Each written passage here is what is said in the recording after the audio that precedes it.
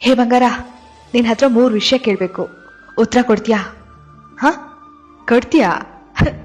ನೋಡು, ಆರಾಮಾಗಿದೆಯಾ? ಆ, ಆರಾಮಾಗಿದೆಯಾ?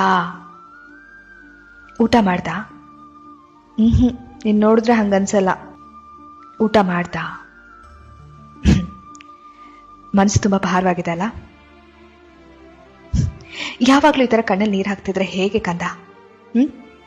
ನನಗಿಷ್ಟ ಆಗೋದಿಲ್ಲ ನೀನು ಈ ಥರ ಅಳ್ತಿರೋದು. ಇದನ್ನೆಲ್ಲ ಕೇಳೋಕೆ ಯಾರೂ ಇಲ್ಲ ಅಂತ ನೀನು ಯೋಚನೆ ಮಾಡಬೇಡ, ಚಿಂತೆ ಮಾಡಬೇಡ. ನಾನಿದ್ದೀನಿ ಕಂದ, ಬಾಯ್ಲಿ ಹತ್ರ. ಬಾ, ಉಸಿರು ತಗೋ, ಬಿಡು. ತುಂಬ ಸ್ಟ್ರೆಸ್ ಆಗಬೇಡ ಬಂಗಾರ. ನಿನಗೆ ಯಾರಾದರೂ ತುಂಬ ಕೋಪ ಬರ್ಸೋ ಪ್ರಯತ್ನ ಮಾಡಿದ್ರೆ ರಿಯಾಕ್ಟ್ ಮಾಡಕ್ಕೆ ಹೋಗ್ಬೇಡ. ರಿಲ್ಯಾಕ್ಸ್ ಆಗಿರು. ನಿನ್ನ ಬದುಕಲ್ಲಿ ಸದ್ಯ ನಡೀತಿರೋ ಎಲ್ಲ ಸಮಸ್ಯೆ ಖಂಡಿತ ಕೊನೆಗೊಳ್ಳುತ್ತೆ.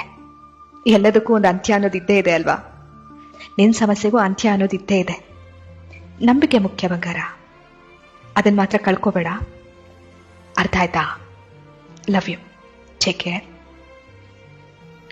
ನೀವು ಕೇಳ್ತಿದ್ದೀರ ಭಾವಗಳ ದನಿ. ನಾನು ಕನ್ನಡದ ಅಪ್ಪಟ ಅಭಿಮಾನಿ.